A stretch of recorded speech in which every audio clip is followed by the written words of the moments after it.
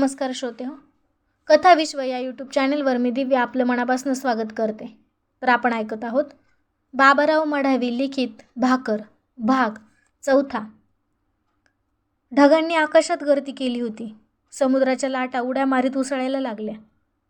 जोरदार तुफान आलं. बाया माणसं आपापल्या खोप्यात दडली. समुद्राकाठच्या गवताच्या झोपड्या थरथर कापायला लागल्या. त्यावरील गवताची छपरं तुफान उडवून नेत होती. भुकेली माणसं आपला चिमुकला संसार आकाशात सताड उडताना डोळ्यात अश्रू घेऊन पाहत होती. पाखरं फरार झाली. समुद्र एकटाच सताड उघडा पडला. त्याच्या सौंदर्याने विद्रूप रूप धारण केलं. पारावरचे मुसाफिर थंडीने कुडकुडत धर्मशाळेच्या कोपऱ्यात जाऊन चिपकले. मंदिरातला देव उदबत्तीच्या धुरात गरम होत होता. थरथरत्या हातानं आलेली माणसं घंटा वाजवित होती. भगव्या कापडातला पुजारी स्मित हास्य करून म्हणत होता, तुफान आलं, असं कैकदा आलं, देव वाचवतो. समुद्राकाठची झोपडपट्टी मात्र उद्ध्वस्त झाली होती. जीव वाचवण्याची पळापळ सुरू झाली. हाताला लागलेलं हाडकमडकं घेऊन बाया माणसं आसरा शोधत होती. जीवनाचा साथीदार म्हणून मातीचं मडकं तुफानांशी साथ सोडत नव्हतं. थोड्या वेळानं तुफान शांत झालं. झोपडपट्टीचं सारं वाटोळं करून तुफान काठच्या उंच हवेल्यात घुसलं, पण बाहेरून धडक देत होतं. बंद दरवाजातून चिमूटभर हवा देखील आत घुसत नव्हती. हवेलीच्या बंद काचांतून खवळलेला समुद्र पाहून त्यातील कुटुंब मजा घेत होती. एकीकडे झोपड्या बुडत होता, त्यांचा आकांत चालला होता, तर दुसरीकडे हवेलीतील लोकांना समुद्राचे खवळणे सौंदर्य वाटत होते. एकच समुद्र विषमता घेऊन उठला. समुद्र शांत झाला तेव्हा पावसाची रिमझिम सुरू झाली. तेवढ्यात एका उंच टांग्यातून पोटाजवळ कापडाचं गाठोडं घट्ट धरून बसलेली पोर खाली उतरली. उतरताना तिनं घाटोड्यासह दणकन खाली उडीच मारली. कहाँ से आए हो इस आदिवासी इलाके में? गुजरात से आई हूँ. क्या करती हो? नाचती हूँ साहब. क्या नाम है तुम्हारा? निशा साहब. निशा 18 वर्षांची कोवळी पोर. तिच्या टपोऱ्या डोळ्यात सौंदर्य साठलेलं. डोळ्यांभोवती सुरम्यासारखा काळा कुट्ट कडा सौंदर्यानं अधिकच खुलून दिसायचा. पापणी हल्ली की चेहरा खुलून दिसायचा. पातळ ओठ, बारीक दातांची पांढरी पंगत ती हसली की तोंडात मोत्याची माळ असल्यासारखी वाटायची. केसांच्या अस्ताव्यस्त लटा तिच्या निरागसतेचं साक्षीदार असल्याचा पुरावा. गालावर आलेली बेटांची बट हवेच्या झोतानं भुरभुर उडत होती. चिटाच्या कापडाचा पायघोळ परकर आणि त्यावर तशाच रंगाचं पोटाभोवती गाठ मारलेलं शर्ट. गळ्याभोवती लहानसं गोल आकाराचं कॉलर अधिक शोभून दिसत होतं. दारिद्र्यात वाढलेली पण सौंदर्यानं नटलेली निशा. तिच्या निरागसतेकडे नुसतं एकसारखं पाहत राहावं असंच. सहज तोंडातून निघणारे उद्गार. वाह वाह, किती छान. भोळी भाबडी, पण हिच्यावर दारिद्र्यानं नाचायची पाळी आणली. कोणीही असंच म्हणेल. तिच्यासोबत तिचे म्हातारे आईवडील होते. टांग्यातून ते हळूच खाली उतरले. इतर 3-4 बाया माणसं सोबत होते. झालं एका टांग्यात गाठोडं बांधून आलेली ही सारी कलाकार मंडळी. ट्रस्टच्या आवारात लागून एक मोठा हॉल होता. त्या हॉलमध्ये दररोज संध्याकाळी निशाचा नाच होणार होता. संध्याकाळी शेवटच्या फडक्या खोलीत हे सारं कुटुंब थांबलं. निशानं 3 दगड शोधली, त्याची चूल केली. समोर असलेल्या आंब्याच्या वाळक्या फांदीच्या काड्या तोडल्या, त्याचं इंधन तयार केलं, चूल पेटवली. गाठोड्यातून पिठाची पुडकी बाहेर काढली, त्यात कोपऱ्यात भिजवलं. उंडा तयार केला, त्याची भाकरी थापली. डाव्या हातानं गालावरची केसांची बट वर सरकवली. काड्यांना जाळ पकडला होता. थपकन तव्यावर भाकरी टाकली. बाजूला चिमणीचा दिवा लालसर होऊन जळत होता. आजूबाजूला तिचे म्हातारे मायबाप आणि सोबत आलेले कलाकार चुडिकले एकसारखे टक लावून पाहत होते. त्यांच्या चेहऱ्यावर थकवा उमटलेला होता, परंतु त्यांच्यातला कलाकार त्यांना हिमतीनं जागवत असल्याचा भास जाणवत होता. त्यामुळं त्यांच्या गोष्टीत करारीपणा उमटत होता. उद्याला होणाऱ्या कार्यक्रमाचे आराखडे ते बांधत होते. मिळून मिसळून सर्वांनी जेवण आटोपलं. एका रांगेत सारेजण कधी झोपी गेले ते रात्रीलाही माहीत झालं नाही. निशा सकाळीच उठली. जर्मनचा गोल आकाराचा हंडा कमरेवर घेऊन पाणी नेण्यासाठी विहिरीवर आली. चपलेला काळा कुट्ट पोहरा विहिरीत सोडला. पांढऱ्या शुभ्र हंड्यात पाणी भरलं. आजूबाजूचे सारेजण तिच्याकडे कुतूहलाने पाहत होते. नाचणीवाली पोरगी म्हणून तिचं निराळेपण सर्वांना खटकत होतं. ती सर्वांकडे सशासारखी टवकारून पाहत होती.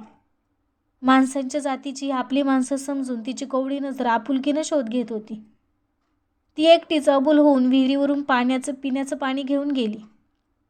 तिचं सौंदर्य मात्र सर्वांच्या काळजात रुतत होतं. जर्मनच्या घमेल्यात गुळपट्टी टाकून 5-6 कप पाणी त्यात घातलं. 3 दगडाच्या चुलीवर चहा उकळला. बिनदुधाचा काळा चहा जाळावर तपेल्यात खेळत होता.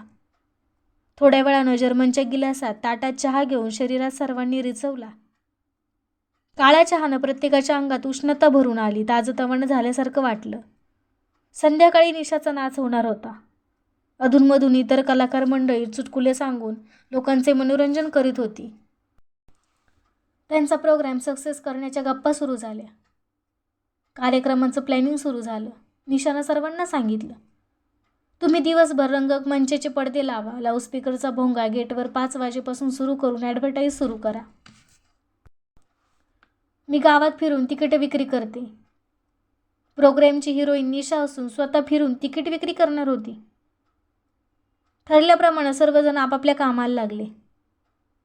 निशा प्रतिष्ठित माणसांकडे जायची, एखाद्या साहेबाकडे जायची, दोन्ही हात जोडायची, म्हणायची, बाबू साहब, आज मेरा प्रोग्राम है. काहे का प्रोग्राम? नाच गाने का प्रोग्राम साहब. ऑर्केस्ट्रा है? नहीं साहब, मैं खुद नाचती हूँ.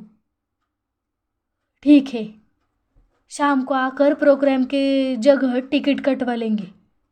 नहीं साहब, अब बुकिंग कर लो, हमारा समाधान होगा. निशा हात जोडून विनंती करायची, साहब आपके पैसे खाली नहीं जाएंगे, सिर्फ एक बार प्रोग्राम देखो, हमारे रोटी पर आपका नाम लिखा है. जीव तोडून विनंती करायची. दिवसभर प्रयत्न करून जेमतेम लोकांनी तिकीट फाडले. तिचे आई वडील विचारित होते, कितना बुकिंग हुआ? 4-5 लोगों ने काटा. क्या करती, लोगों के समझ में नहीं आता. ये लोग गरीब कलाकारों की कीमत नहीं करते. ये लोगों को होना पर्दे पर का नाच. क्या करती माँ, हमारा नसीब ही वैसा है. बापू को किसी का सहारा नहीं. बुढ़ापे में क्या खाएंगे. क्या करती माँ, हमारा नसीब ही वैसा है. बापू को किसी का सहारा नहीं. बुढ़ापे में क्या खाएंगे. गरीब कलाकार को ये दुनिया बाजारू समझती है. उसकी कला तो देखो, नहीं देखते ये समाज के लोग. माँ, आपकी हालत अच्छी होती तो मैं नहीं नाचती. तिचे वडील निशाच्या खांद्यावर हात देऊन ते म्हणाले, बेटा, दिल को हल्का मत कर. बच्चे, मेरे बच्चे, तू कलाकार है. तेरे कला के ऊपर मुझे नाज है. बेटा, दिल को सांभाल. आई वडिलांच्या डोळ्यात अश्रू उभे झाले. निशा त्या आसवांकडे एकसारखी पाहत होती. ती आसवे कलेची किंमत मोजणारे होते. तिला हायसं वाटलं. संध्याकाळचे 5 वाजले. गेटवरचा भोंगा जोराजोरात प्रोग्रॅमची ॲडव्हर्टाईज करत होता. देखो, निशा का डांस देखो, फिल्म में भी नहीं देखा होगा ऐसा डांस देखो. बिजली भी क्या नाचेगी, ऐसा नाच देखो. देखना ना भूलिए मेरे प्यारे भाइयों और बहनों. टिकट दर 3 रुपया, 2 रुपया. सिर्फ 8 दिन मुक्काम, बाद में पछताइए मत. लाऊडस्पीकरचा आवाज सर्वत्र पसरत झाला. प्रत्येकजण उभं राहून ॲडव्हर्टाईज ऐकत होते. घशाला कोरड पडेपर्यंत भोंग्यातून कंठ फुटत होता. कार्यक्रमाची वेळ झाली. हॉलच्या दारावर तिचे मायबाप हातात तिकीट घेऊन उभे होते. येणाऱ्यांचे ते तिकीट फाडत होते. तिचा बाप तिकीट फाडताना म्हणायचा, बाबू साहब, 2 रुपये टिकट की में क्या बात है. आपके पैसे कहाँ नहीं जाएंगे. मेरी लड़की का नाच देखो. फिल्म में भी नहीं देखा ऐसा नाच, देखो मेरी छोकरी क्या नाचती है। पापी पेट के लिए लड़की को नाचना पड़ता है। तुम्हारे से पैसे खाली नहीं जाएंगे, 2 वक्त की रोटी हो जाती। एक बार देखो साहब. थोड्या वेळानं प्रोग्राम सुरू झाला. निशा स्टेजवर अंधारात पोज देऊन उभी राहिली. फोक्सिंगचा लाईट ऑन झाला. ती एकदम झळकली. सर्वांच्या नजरा तिच्यावर खिळल्या. पोज घेत तिचा नाच सुरू झाला. टाळ्यांचा कडकडाट सुरू झाला. तिच्या चेहऱ्यावर हास्य उमटले. ती बेभान होऊन नाचत होती. मेकअपनं तिचं रूपच पालटलं. ती बिजलीसारखी नाचत होती. प्रेक्षकातून उद्गार उमटत होते. काय नाचते पोरगी, वाह वाह. एका गाण्यातच तिकिटाचे पैसे फिटले. काही टवळके पोरं शिट्ट्या वाजवत होती. एक टार्गट पोरगं तोंडात 10ची नोट धरून फरमाईश करण्यासाठी चक्क स्टेजवर नाचतच आलं. तुझी माँ बहन नहीं है क्या? मैं तेरी बहन नहीं लगती क्या? पोरानं खाली मान घातली. त्याचं थोपाड पाहण्याजोगं झालं. सारेजण फिदी फिदी हसत होते. निशा पुन्हा माईक समोर बोलायला लागली. मेरे प्यारे भाइयों और बहनों तथा बुजुर्गों से यह कला है. हम पेट के लिए नाचते हैं, इसका मतलब हम गलत लोग नहीं हैं. आपके पैसे से हम 2 वक्त की रोटी मिलती है, लेकिन उससे भी ज़्यादा आपके सामने कला सादर करने का हमें बहुत आनंद होता है. मैं नाचने वाली हूँ, इसका मतलब मैं गलत नहीं हूँ. कोई भी पैसे लेकर स्टेज पर मत आइए, यह मेरी आपको रिक्वेस्ट है. प्रचंड टाळ्यांचा कडकडाट झाला. पुन्हा प्रोग्राम सुरू झाला. निशा भर पावसात पायाला घुंगरू बांधून नाचायची. सर्वांचं मनोरंजन करायची. तिचं असं नाचणं गावगावचं. ही पोरगी मायबापाचा सहारा झालेली, पण तिला समजून घेणारे कितीक असतील. नाचणारी म्हणून समाज तिच्याकडे पाहतो, तिला कमी लेखतो. भुकेची आग तिला नाचवते, गावोगावी फिरवते. दुसऱ्या दिवशी ती उठली, चाळीसमोर फिरायला लागली. चाळीतले सारेजण तिच्याकडे टक लावून पाहत होते. रात्रीला तिनं साऱ्यांचं मनोरंजन केलं होतं. त्यामुळे तिच्याबद्दल कुतूहल निर्माण झालं. मी तिला विचारलं, निशा तू क्यों नाचती? ती एकदम उसळली. तिचा चेहरा या प्रश्नानं लाल झाला. तिच्या टपोऱ्या डोळ्यात समाजव्यवस्थेसाठी राग उतरला. ती बोलली, नाचूंगी नहीं तो क्या पेट भर खाऊंगी?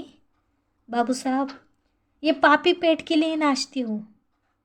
मेरे बूढ़े माँ बाप है, उनको कौन संभालेगा? तो तू कब तक नाचती रहेगी? हाँ, नाचूंगी. जब तक पाँव में दम है तब तक नाचूंगी. नाचती नाचती बूढ़ी हो जाऊंगी, थक जाऊंगी, लेकिन नाचूंगी. मेरे गरीब माँ बाप को साथ दूंगी. भूख गरीबी ने मेरे माथे पर नाचना लिखा है, वह मिट नहीं सकता. निशा आवेशानं आपली व्यथा सांगायची. तू शादी क्यों नाही कर लेती? या प्रश्नावर ती अतिशय संतापली. नागिनीच्या शेपटीवर पाय पडला की ती फणा काढून चटकर फुसकारते, तशी निशाची अवस्था झाली. ती म्हणाली, ये मत पूछो बाबू साहब, मुझसे शादी कौन करेगा? आखिर मैं तो नाचने वाली हूँ ना. मेरी मंगनी हो गई थी, लेकिन बड़वे ने तोड़ डाला. नाचने वाली के साथ कौन ब्याह करेगा? ती हे सांगत असताना ढसाढसा रडत होती. तिचा हुंदका भरून आला. तिची आसव गळागळा सांडायला लागली. संसाराचे स्वप्न रंगवणाऱ्या कोवळ्या मनाच्या पोरीस बाण लागला होता. ती घायाळ झाली होती. तिची साथ करण्यासाठी कुणीही तयार होत नव्हतं. गरिबीत जन्मलेल्या कलाकारास ती शिक्षा होती. कलेचं गैरसमजाचे ग्रहण लागल्याचे दिसून आले. तिला घेऊन जाणारा साथीदार न मिळाल्याने ती आपल्या पायाला घुंगरं बांधून आयुष्यभर अशीच नाचणार होती. ती सांगत होती, बाबू साहब, ये समाज बहुत बुरा है. औरत को बुरी नज़र से देखना ज़्यादा पसंद करता है, लेकिन मैं वैसी नहीं हूँ. मेरे बूढ़े माँ बाप की इज्जत में संभालती हूँ. कैसे कैसे लोग हैं इस संसार में. मेरे माँ बाप का मुझ पर पूरा भरोसा है. मैं उनकी इज्जत आखिर तक संभालती रहूँगी. 8-15 दिवसांच्या मुक्कामात एका बंद हॉलमध्ये ती खूप खूप नाचली. रात्रीचे 2 वाजेपर्यंत ती नाचून थकून जायची. नाचणार नाही तर काय करणार बिचारी? तिचं कुटुंबच कलेवर जगणार. कितीतरी गावच्या दगडाच्या चुली तिनं साथ देण्यासाठी तयार व्हायच्या. गावगावची दगडं बदलायची, पण तिची भूक नाही बदलायची. निशानं मुक्काम हलवायचं ठरवलं. हे गाव बदलणं तिला आवश्यक होतं. ती चाळीतल्या सर्वांचा निरोप घेत होती. तिला वाटलं ह्या चाळीतल्या शेवटच्या पडक्या खोलीत मी राहिले. जणू चाळीतीलच राहिवासी झाले. चाळीत वकील, पोलीस, इन्स्पेक्टर आदी विविध खात्यांचे साहेब लोक भाड्यानं राहत होते.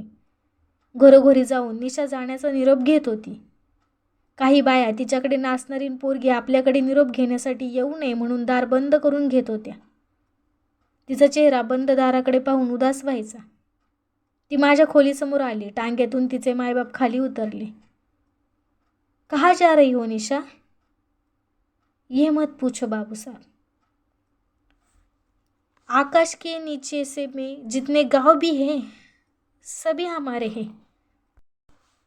जहाँ रोटी है वहाँ हमारा गाव है. एक गाव थोडा ही है. ती मला भावासारखं समजत होती. ती जाताना हिरमुसली. तिची सामाजिक दृष्टीनं विचारपूस कोण करणार? ती गहिवरली म्हणाली, बाबू साहब आप नेक इंसान हो. मुझे पूछताछ किया, हमारा दुख दर्द जान लिया. अभी तक ऐसा किसी ने नहीं पूछा. तुम हमारे भाई हो. एक नाचने वाली की समस्या जान ली. ती रडायला लागली. जाती हो बाबू साहब. आपका पता? मेरा कोई पता नहीं. पेट के लिए नाचती हूँ, बस इतना ही. तिचे म्हातारे आईवडील जवळ आले. त्यांनीही निरोप घेतला. निशा टांग्यात कापडाचं गाठोडं घट्ट धरून बसली. तिच्याजवळ तिचे मायबाप, इतर कलाकार बसले. पावसाची रिमझिम सुरू झाली. टांगेवाल्यानं घुंगरांच्या काठीनं घोड्याला हाकारलं. टांगा हळूहळू सुरू झाला. थोड्या वेळानं टांगा नजरेआड झाला. आदिवासी तालुक्यात भूक घेऊन आलेल्या घुंगरांचा आवाज दऱ्याखोऱ्या पार करीत दूरवर निघून गेला. निशा आपली भूक सोबत घेऊन दूर कुठंतरी निघून गेली. तिचे शब्द कानावर आदळत होते. पापी पेट के लिए नाचती हूँ. संसार के लोग हमारे गाँव है. जहाँ रोटी है वही हमारा गाव है. निशा आजही भर पावसात कुठंतरी आपल्या पोटासाठी पायाला घुंगरू बांधून नाचत असेल. तिच्या घुंगरांचा आवाज भुकेसाठी निनादत असेल. तर आजचा भाग कसा वाटला हे कमेंटद्वारे नक्की कळवा व चॅनलला लाईक करा, शेअर करा व सबस्क्राईब